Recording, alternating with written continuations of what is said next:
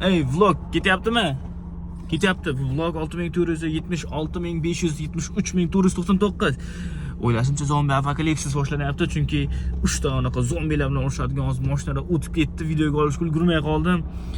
Ko'rinmaydi ham menimcha orqada ketyapti. Короче, oldilar bunaqa bronирование ustida nimadir sepadigan narsasi bor. Hamma tomoni bronирование, hech narsa ko'rinmaydi. Orqalari polni yopilgan.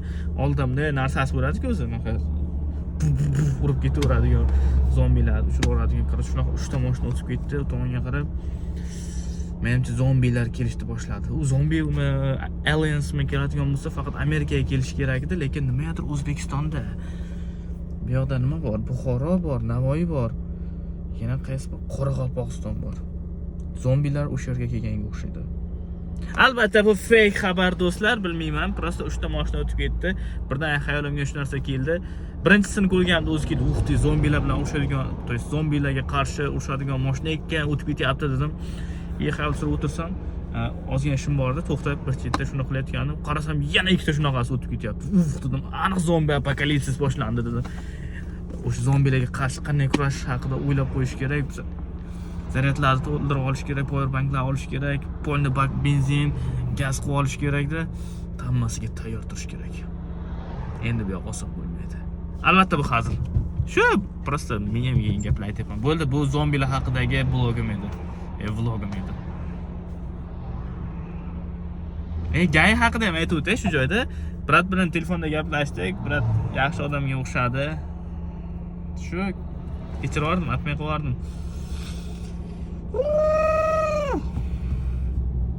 Shu telefon qildi.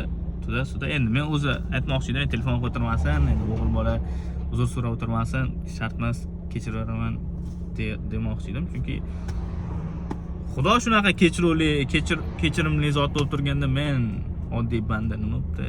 Kechirardim. Keyin aytgancha bu haqda to'liq o'rganib chiqdim. Vazirlar Mahkamasi 2018-yilda qabul qilingan 975-sonli qaroriga muvofiq gay umuman unaqa qilishga haqqi yo'q ekan. O'sha qarorga muvofiq uni ishdan yuborish mumkin ekan. Namanganda shunaqa voqea video chiqarib yuborishganda ishdan yuborgan ekan gayni. Xuddi shunaqa agar men videosini chiqarib bersam ishdan olishim mumkin ekan. Keyin o'zinglar uchun bilib olinglar. Gaya to'xtatganda senlab gapirish mumkin emas, qo'pol gapirish mumkin emas. Qarchi sizlab, erkalab, muloyim gapirish kerak ekan. Bu ham Vazirlar Mahkamasining 975-qarorida bandida ham qarorda ham yozilgan ekan. Men aka aytayman, aka sizni ishdan olish ham mumkin ekan. 935-qaror desam, brat aytayapti. Aka 975 tur deyapti. Men aytayman, ha 975 bo'lsa kerak edi. Keyin qarasam rostdan 975 ekan. Shunday qilib tortishmaymiz, kechirimli bo'lamiz, yaxshi odam bo'lishga harakat qilamiz. Hayot, salomat bo'ling.